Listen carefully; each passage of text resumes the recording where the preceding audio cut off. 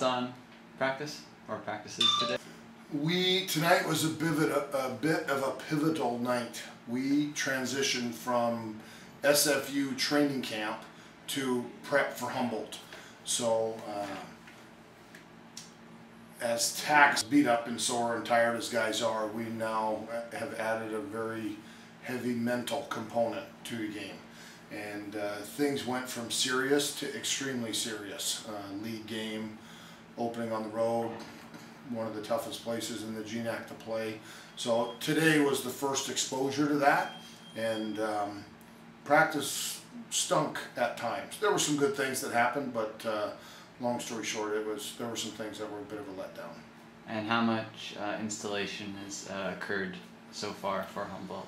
Well, the installation for the Humboldt game has actually been done through the course of training camp, so we didn't insert, our players don't know this, but the game plan for Humboldt was really done before training camp, so that is the stuff that we've chosen to install first.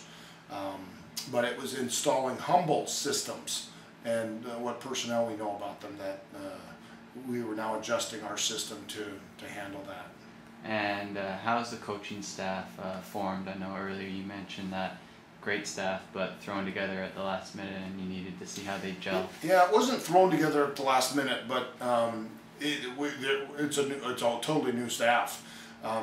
Mac, I've told you in the past or privately, last year we did not have one guy that had Division II experience. The only guy, other than here at SFU. And I think we're now at, I think it's 8 or 9 guys have all, coached at Division II and been at this level and this caliber of athlete. We're better. We're a better team in terms of our players, and we're doing a better job of coaching on both sides of the ball. So what that equation is going to be come September 7th and through the course of 2013, I don't know, but I do know we're better. And who stood out in particular today? Albert Apoku is a corner from Ontario, went to Niagara Prep last year, plays corner for us. He's been nicked a little bit with a hamstring that's bugged him. I thought the O-line, Quinn, Courtney, Goose, Eric Querengesser, Erdos, of course. I'm sure I'm missing a guy that he'll be mad that I only named 4 of the 5, but Mike Couture. They're doing a spectacular job. Before you got there tonight, we had 7 competitions, offense versus defense, and it was good to see some guys step to the plate and do some good stuff there too. And what kind of practice was in the morning session? What did you guys work on? Well, to be honest with you, it mirrored tonight. With our game, our scrimmage, we were still in cleanup mode this morning. So in terms of our systems and the mistakes we made, error detection and correction, we got that stuff taken care of this morning. And in the break, or this afternoon after the break, we got a chance to introduce our game plan.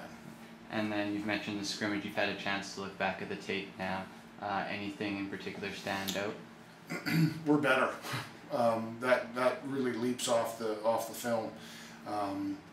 There are still some guys that we're counting on, and we're not quite where we need to be at some positions. And there's still some questions in regards to quarterback and what's that going to look like, and a couple other spots. Actually, at every position, there's probably 1 or 2 guys fighting for playing time. So,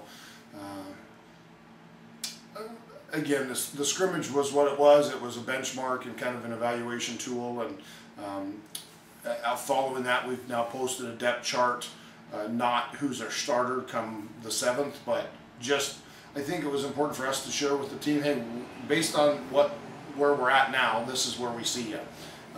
And that has lit a fire under some guys, and we've had a good response to that.